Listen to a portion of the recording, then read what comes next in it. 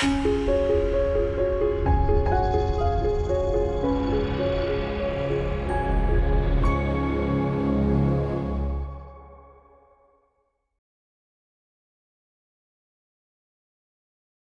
everybody. This presentation will be handling extractables and leachables testing of single-use systems used in production. So first we will be looking at regulatory requirements for single-use systems. Then we will be talking about some interest groups that have worked on the standardization for testing of single-use systems. And then we will look into how we can set up extractables and leachable studies for single-use systems. This starts with a risk assessment of the materials used in the production process. Then we will gather extractables data on those materials. Then we will be evaluating the extractables data. And then a leachable study can be performed if needed. So we will start with looking at the regulatory requirements for single-use systems. Both in US and Europe, there are several guidelines that mention the necessity for evaluation of the impact of process equipment on the quality or on the drug product. In the US, there is the Title 21 of the Code of Federal Regulations. There is the ICHQ 7 GMP Practice Guide and the Good Manufacturing Practices Guide in Europe. These guidances mention the necessity for an assessment, but they do not mention exactly on what should be performed or how it should be performed. It's also important to note that these guidances do not only refer to an impact on the safety of the drug product, but also on the quality, the purity, the strength, and reactive or additive behavior. When you submit to the authorities, it is important that you show the authorities that you know your process very well and that you know what the impact of single-use systems is on the quality of your drug product, and that you made a thorough assessment. In the US Pharmacopoeia, recently 2 chapters have been published, and those chapters will become official on the 1st of May of this year. The first chapter is the USP 665, which includes a standardized extractables protocol on plastic components and systems used to manufacture pharmaceutical drug products and biopharmaceutical drug substances and products. The second chapter is USP 1665. This chapter provides more background information and includes also a risk assessment. So now we will look at the interest groups that have already worked on standardization of the testing.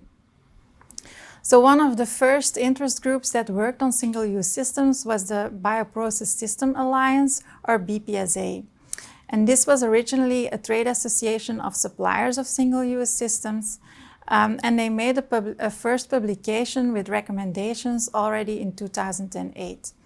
And a second publication was made in 2010.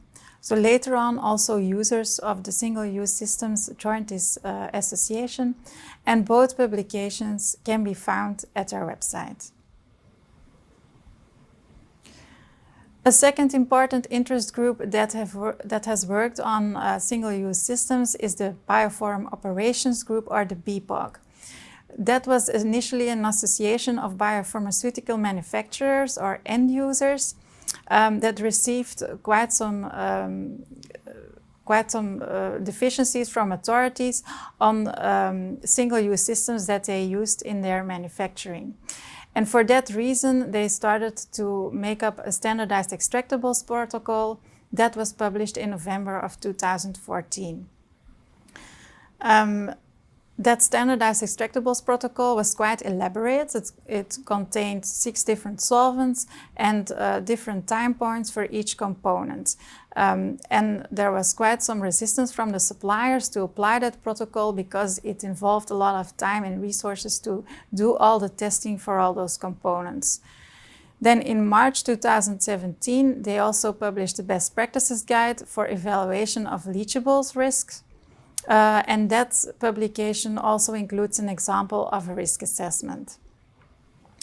Later on, also suppliers of single-use systems joined the Biopharma group, and then in 2020, a revision of the standardized extractables protocol was published, where 2 extraction solvents were eliminated and 1 time point was eliminated. And this was based on experimental data, and the documentation of that experimental data was also published in September 2020. So now we will look more into detail how we can set up extractables and leachable studies for single-use systems. And the first step is to perform a risk assessment. Why does a risk assessment need to be performed? Because the bioproduction process may contain a lot of different single-use systems, and each single-use system is composed of different components that might be obtained from different suppliers. And if you need to test every component for extractables and leachables, that's a huge task, and that would also require a lot of time and resources. So instead of testing every single component for extractables, a risk-based approach can be applied. And the goal of the risk assessment is to select those components that have the greatest potential to introduce objectable levels of leachables that can impact the safety or quality of the final drug product. It is advised to perform that risk assessment as early as possible in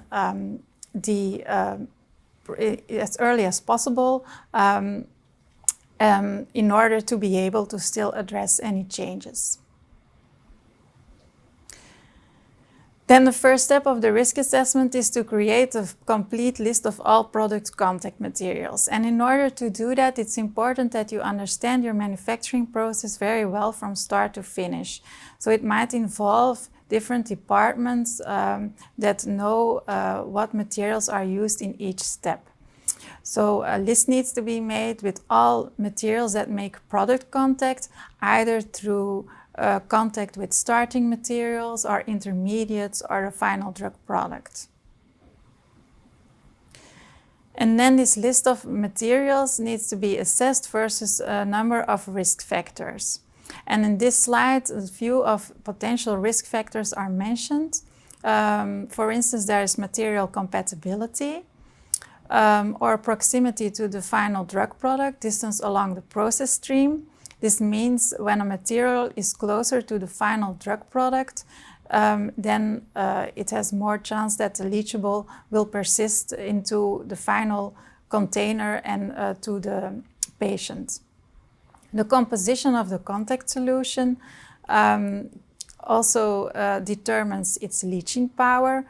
For instance, solutions with a higher organic content will extract more organic compounds from an organic polymer. Then a high surface area to volume ratio also increases the chances or higher amounts of leachables in the contact solution. A high contact temperature and high contact time promotes also migration from the polymer into the contact solution. Then the impact of pre-treatment steps is important. On one hand, there is, for instance, pre-treatment such as rinsing, which removes leachables. But on the other hand, there are also other pre-treatment steps such as sterilization. For instance, gamma sterilization, which is a high energetic sterilization technique.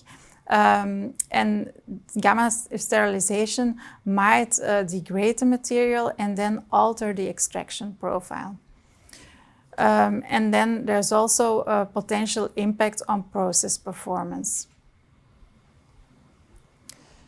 So how is the risk assessment performed? A numerical value is typically assigned to the different risk factors and then converted to a final risk score. It is important when you make a risk assessment that you well document and argument your reasoning so that the authorities can follow your reasoning.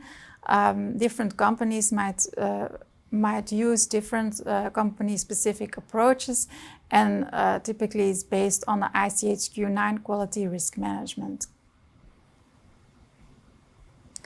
So the BPOG, for instance, includes an example of a risk assessment.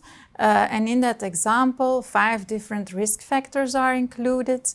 And each risk factor has 4 different risk levels with each different risk rating. And each risk factor also has a weight factor. And how this is then converted to a final risk factor, we will show with an example. Let's take an example of a sterilization filter, and we assume that it is used in the final filling line. Then for the first risk factor, distance along the process stream, we obtain a risk factor, a risk rating 9, and then multiply it with the weight factor. So if the filter is used at ambient temperature, then for exposure temperature, the risk rating is 5.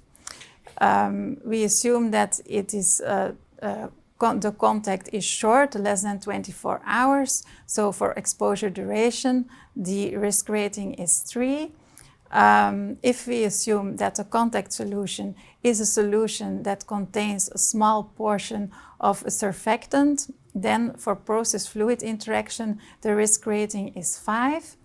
And because the filter has a high surface area, the dilution ratio will have the highest level or the highest rating, which is a rating 9. So by multiplying the ratings with the weight factors and then adding them up, you achieve a final risk rating. And based on that final risk rating, the material can be categorized in a risk category. And there are 3 risk categories, a low risk, medium risk, or high risk. And for this sterilization filter, we end up in the category for high risk, which means that the filter should be tested for extractables and leachables.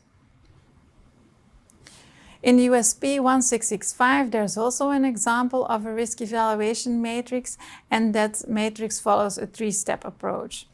In the first step, a value is established for each risk dimension, and there are 4 different risk dimensions: duration of contact, temperature of contact, chemical composition of the process stream, and chemical composition of the component.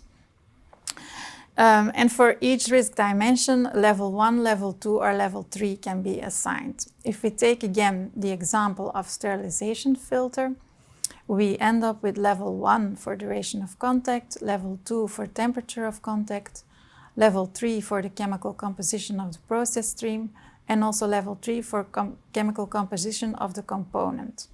And in this way, we obtain a numerical sequence. So we have 1, 2, 3, 3. And then USP 1665 defines that you need to order the numbers from high to low. And then you obtain a numerical risk sequence of 3, 3, 2, 1. And in the second step, that numerical risk sequence can be linked with the level of characterization. So there's a table in USP 1665 to make that link.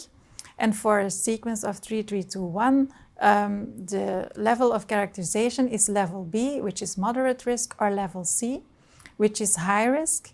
And the level is defined by the risk dimension in which a score 2 was scored. And in our example, that the level 2 score was in temperature, so we end up with a level C, or high risk. Then in the last step, mitigation factors can be used to adjust the characterization level. So if a mitigation factor is applicable, then the characterization level can be diminished with 1 level. And there are 2 possible mitigation factors. The first one is clearance after contact processing step. So that means that if there is a step that follows the process step, that highly dilutes the solution, or for instance a diafiltration where the leachable might be eliminated from the process stream, then the mitigation factor can be applied. The second mitigation factor is linked to the clinical use of the final drug product. So if the treatment duration is less than 7 days, or the daily dose is less than 10 milliliter per day, then that mitigation factor can be applied. So if that mitigation factor would be applicable, in our example, the level C or high-risk testing could be reduced to level B or moderate risk testing. So on this slide, a table from USP 1665 is shown where the risk levels are linked with the amount of testing that is needed. So for materials that are scored as a low risk or a level A, only an extract with 50% ethanol needs to be made and then analyzed for non-volatile residue and UV absorbance. For materials that are of moderate risk, also only 50% ethanol needs to be used, but the extract needs to be subjected to a full organic extractables profiling. For high-risk materials or level C materials, 3 different extracts need to be generated. A 50% ethanol extract, a low pH extract that contains chloric acid and potassium chloride, and a high pH extract, which is a phosphate buffer at pH 10. And all 3 extracts then need to be subjected to organic extractables profiling, and extracted elements can be analyzed as deemed necessary. So now that we determined what materials are critical to evaluate extractables and leachables for, we can start gathering the extractables data. In some cases, extractables data from the supplier might be available, but then it's very important to verify if that data is suitable for the intended application. And there are a few elements that then need to be checked. For instance, composition of the extraction solvents. Is the organic content, the pH and the polarity, worst case for your real contact solution? Also for the extraction conditions, the time and the temperature should be worst case for the real process conditions. It's also important to check if pretreatment steps were applied on the material, such as sterilization. As I mentioned, gamma irradiation is a high energetic sterilization technique that might alter your extraction profile. So it's important that the material for the extraction study was also subjected to gamma irradiation if the material is also subjected in real use to gamma irradiation. Then the analytical techniques need to be checked. Did they use screening analysis and a combination of different techniques to screen for a wide range of extractables? Some pharmaceutical companies also like to compare data from different suppliers to make a choice in single-use systems. However, one should be very careful to do that because the outcome of an extractable study is highly dependent upon the setup. So one should be careful in selecting, for instance, just extractables data with the least extractables, because that's not always the best material if the setup was not the same. And therefore, there is an increasing demand for standardized extractables protocol that would cover the majority of biopharmaceutical applications and would make it more easy to compare data from different suppliers. This slide shows the table as it was published in the first standardized extractables protocol of the BPOG in 2014. So it lists different types of components, and then the components need to be subjected to 6 different extraction solvents. And for each component, there are also different time points specified that need to be analyzed.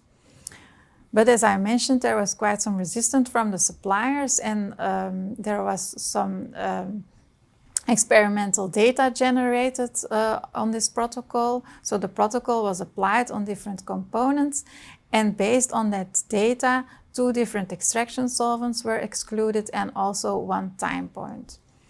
So in the revised extractables protocol, the table looks like this. There are only 4 different extraction solvents, 50% ethanol, an extraction solvent at low pH, an extraction solvent at high pH, and neutral water.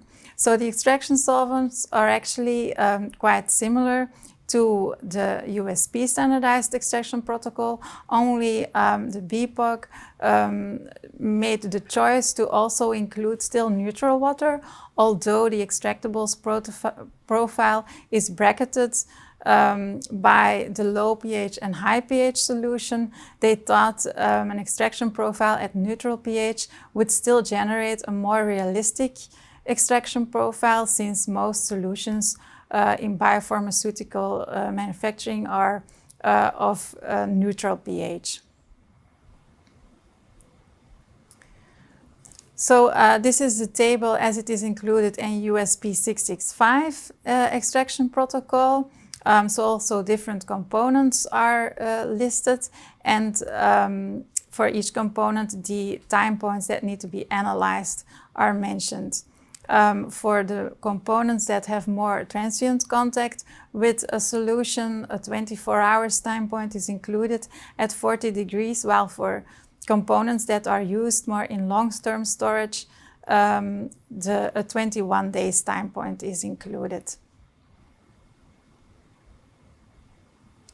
So once we gathered the extraction data, we can start the evaluation of that data. Some compounds may have an impact on the process performance. For instance, there has been an incident with bis-2,4-ditertiary-butyl-phenyl hydrogen phosphate in the past that caused cell growth inhibition. This compound is a degradation product of the antioxidant ergophos 168. So it's formed when ergophos 168 works as an antioxidant and gets oxidized, and then when the material is gamma irradiated, it degrades to this compound. And so some manufacturers of biological products used bioreactor bags where this compound was released, and then they saw that their cell growth was inhibited. So of course that's very important to know that this compound can have an impact on the performance of your process. Then there's the impact on the final product. The safety impact is related to the toxicity of the extractables, and it's important to verify if there is a safety risk towards the patient. For instance, mutagenic compounds might end up in the final product and be administered to the patient. Then some compounds might have an impact on the quality of your product, for instance by forming protein aggregates, and compounds may have an impact on the efficacy, for instance by altering the tertiary structure of the protein and then causing a loss of activity. So the safety evaluation of a compound is based on its toxicity, and this can be searched in literature. However, typically for extractables and leachables, literature is often very limited or non-existent, because extractables typically can be oligomers or degradation products of polymer or degradation products of the additives in the polymer. And for compounds where no literature data is available, a QSAR can be performed, so that's a structure-activity relationship assessment.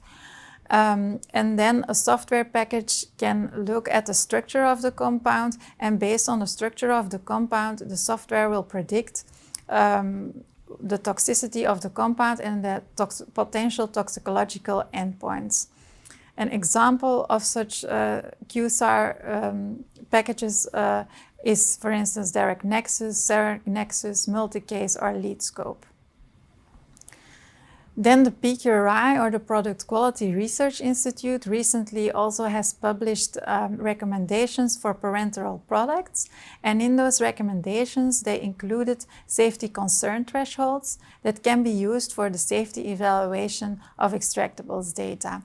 And the safety concern thresholds can also be used to determine an analytical evaluation threshold that then also can further be used in a leachable study. So then we come to the leachable study. When do we need to perform a leachable study? If the concentrations of the extractable compounds are below the final analytical evaluation threshold, then no leachable study needs to be performed.